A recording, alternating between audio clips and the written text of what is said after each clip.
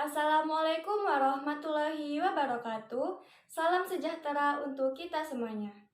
Nama saya Suci Maratul Auliati. Saya mahasiswa jurusan Pendidikan Guru Sekolah Dasar di Universitas Pahlawan Tuanku Tambusai. Pada video ini saya akan membahas salah satu komponen pedagogik yaitu RPP. Sebelum itu, ada beberapa poin yang akan saya jelaskan dalam video ini. Yang pertama, pengertian RPP. Yang kedua, hakikat RPP. Yang ketiga, prinsip-prinsip dalam penyusunan RPP. Yang keempat, langkah-langkah penyusunan RPP. Dan yang terakhir adalah komponen-komponen yang harus ada dalam RPP. Baiklah, langsung saja kita masuk ke poin yang pertama, yaitu pengertian RPP. RPP adalah singkatan dari Rencana Pelaksanaan Pembelajaran, yaitu rencana kegiatan pembelajaran yang dilakukan untuk satu pertemuan atau lebih. RPP dikembangkan dari silabus untuk mengarahkan kegiatan peserta didik dalam upaya mencapai kompetensi dasar atau disebut dengan KD. Selanjutnya kita masuk ke poin yang kedua, yaitu hakikat RPP. Yang pertama adalah RPP dijabarkan dari silabus untuk mengarahkan kegiatan pembelajaran peserta didik dalam upaya mencapai KD. Nah, seperti yang telah saya jelaskan tadi bahwa RPP adalah penjabaran dari silabus. Yang kedua adalah setiap guru di satuan pendidikan atau sekolah berkewajiban untuk menyusun RPP di kelas atau di mata pelajaran yang diampu. Yang ketiga, pengembangan RPP dilakukan pada awal semester atau awal tahun pembelajaran dimulai. Walaupun dibuat dalam waktu yang agak jauh berbeda ke pelaksanaan pembelajaran, sehingga di sini kita perlu mereview kembali ketika akan melaksanakan kegiatan pembelajaran. Takutnya, situasi dan kondisinya berbeda pada saat pengumpulan atau pembuatan RPP tersebut. Itulah beberapa hakikat dalam RPP. Nah, kita masuk ke poin yang ketiga, yaitu prinsip-prinsip dalam penyusunan RPP. Yang pertama, setiap RPP harus secara utuh memuat kompetisi dasar. Harus ada sikap spiritualnya dari KI 1, sikap sosialnya dari KI 2, pengetahuannya dari KI 3, dan keterampilannya dari KI 4. Jadi, pada RPP tersebut harus memuat KI 1, KI 2, KI 3, dan KI 4. Nah, jadi harus ada sikap spiritualnya, sikap sosialnya, pengetahuannya, dan keterampilannya. Nah, yang kedua, setiap RPP dapat dilaksanakan pada satu kali pertemuan atau lebih. Yang ketiga, memperhatikan perbedaan individu peserta didik. Karena tidak dapat dipungkiri bahwa dalam satu kelas yang terdiri dari beberapa orang siswa, itu pastinya akan memiliki kemampuan yang berbeda-beda, sehingga itu perlu diperhatikan dalam menyusun RPP. Artinya, kegiatan apa yang akan kita terapkan, itu perlu diperhatikan dulu situasi dan kondisi peserta didiknya. Yang keempat, berpusat pada peserta didik. Sesuai dengan amanah yang dikembangkan pada kurikulum 2013 bahwa kegiatan pembelajaran berpusat pada peserta didik. Artinya, peran siswa lebih banyak dibandingkan peran guru. Artinya, guru hanya berperan sebagai fasilitatornya saja. Nah, jadi peserta didiknya lebih berperan aktif daripada gurunya. Nah, yang kelima adalah berbasis konteks atau kontekstual. Jadi, ada upaya untuk mengaitkan materi dengan kondisi yang ada. Yang keenam, berorientasi kekinian. Misalnya, kemarin kan pada masa pandemi, jadi RPP-nya pun harus mengikuti, menyesuaikan kondisi dan situasi yang berlaku pada saat itu. Jadi, RPP-nya pun harus ikut menyesuaikan. Nah, selanjutnya harus mengembangkan kemandirian belajar. Nah, ini juga jelas harus diperhatikan ya. Yang kedelapan, memberikan umpan balik dan tindak lanjut. Nah, ini jelas juga harus diperhatikan dalam penyusunan RPP. Jadi harus ada umpan baliknya atau feedback, dan juga harus ada tindak lanjut dari hasil pembelajaran sebagai bentuk antisipasi. Misalnya hasil pembelajarannya tidak sesuai dengan yang diharapkan. Harapannya semuanya lulus, semuanya mendapat nilai yang bagus, semuanya tuntas. Namun masih ada beberapa yang belum mencapai KKM. Nah, ini harus kita tindak lanjuti dengan cara pemberian remedial. Nah, untuk yang sudah mencapai KKM atau nilainya sudah bagus, ini juga perlu ditindaklanjuti dengan cara program pengayaan. Kesembilan, memiliki keterkaitan dan keterpaduan antara kompetensi dan antar muatan. Nah, ini jelas juga harus diperhatikan. Di dalam RPP itu kan ada KI, ada KD, indikator, tujuan, metode, dan lain sebagainya. Nah, di dalam komponen-komponen tersebut harus ada keterkaitan antara yang satu dengan yang lainnya. Jadi harus ada keterkaitan dan keterpaduan antara komponen-komponennya. Yang ke-10 atau yang terakhir harus memanfaatkan teknologi informasi dan komunikasi. Artinya, seorang guru itu tidak boleh gaptek atau gagal teknologi. Jadi harus update.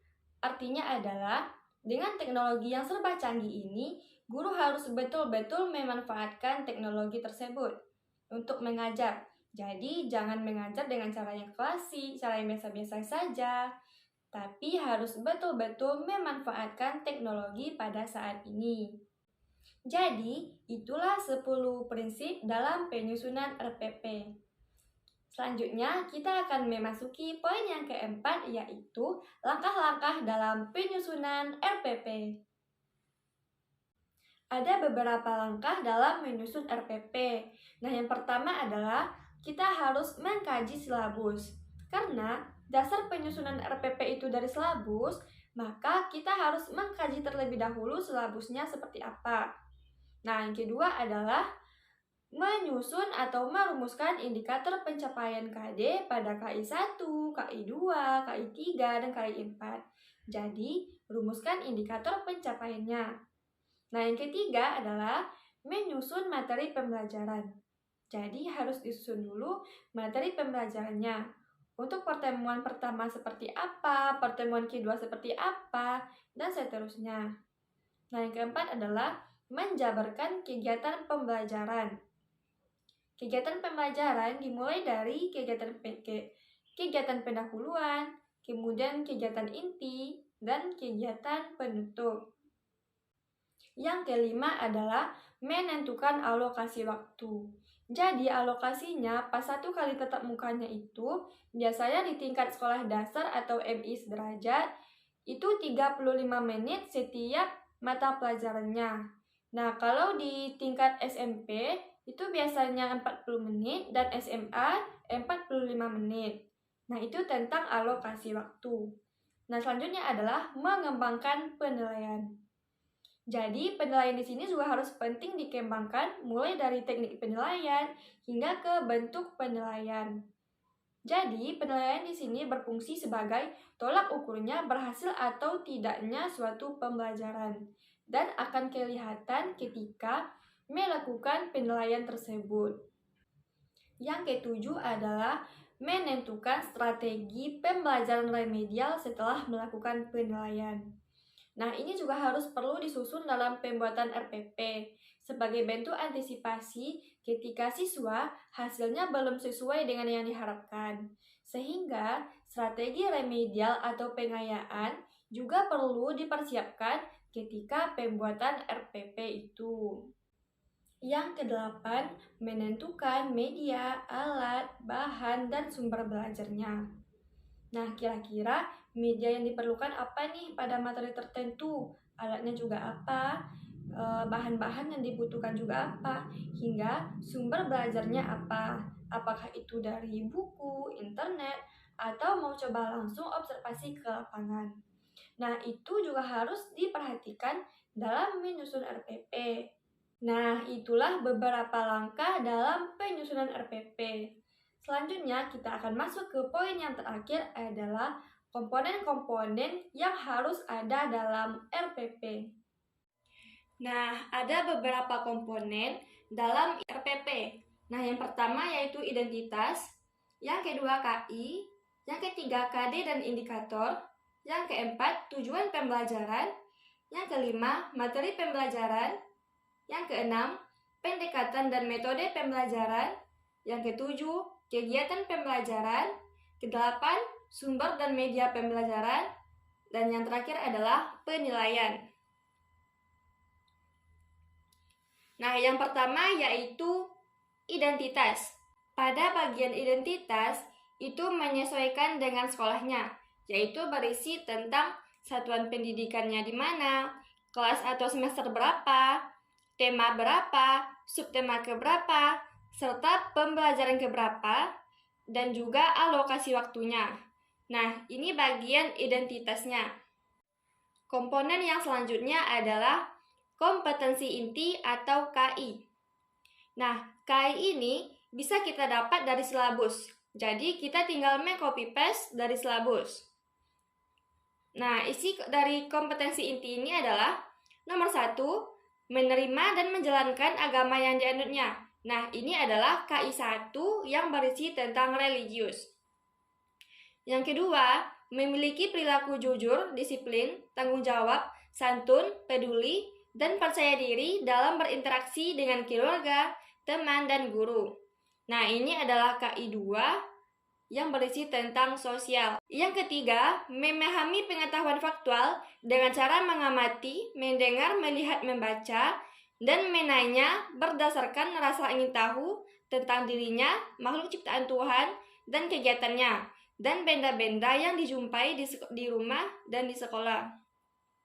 Nah, ini adalah KI 3, bagian pengetahuan.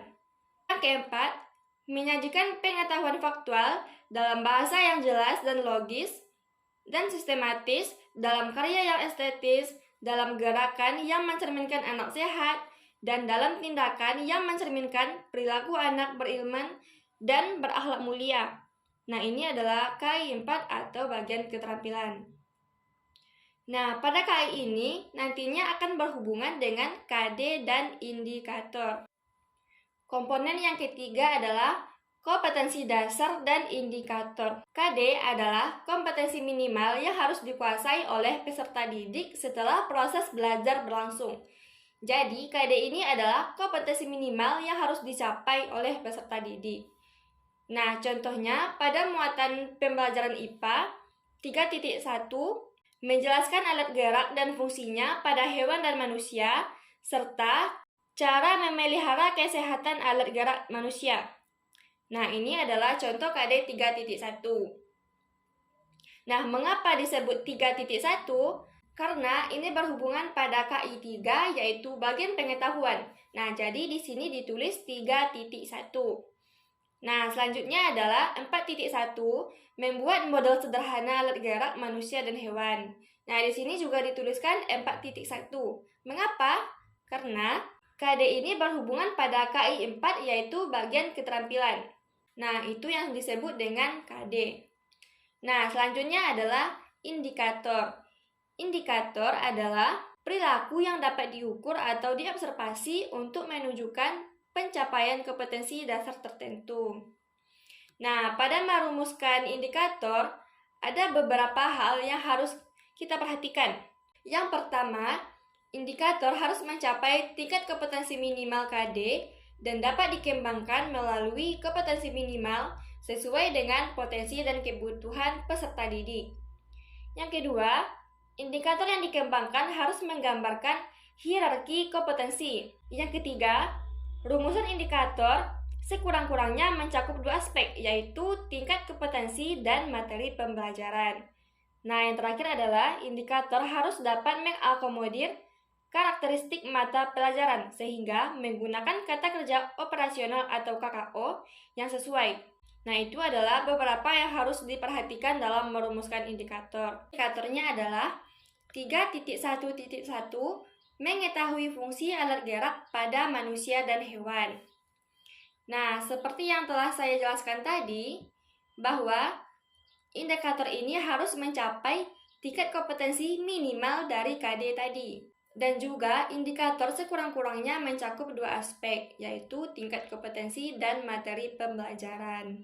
Nah, indikator di sini adalah mengetahui fungsi alat gerak pada manusia dan hewan.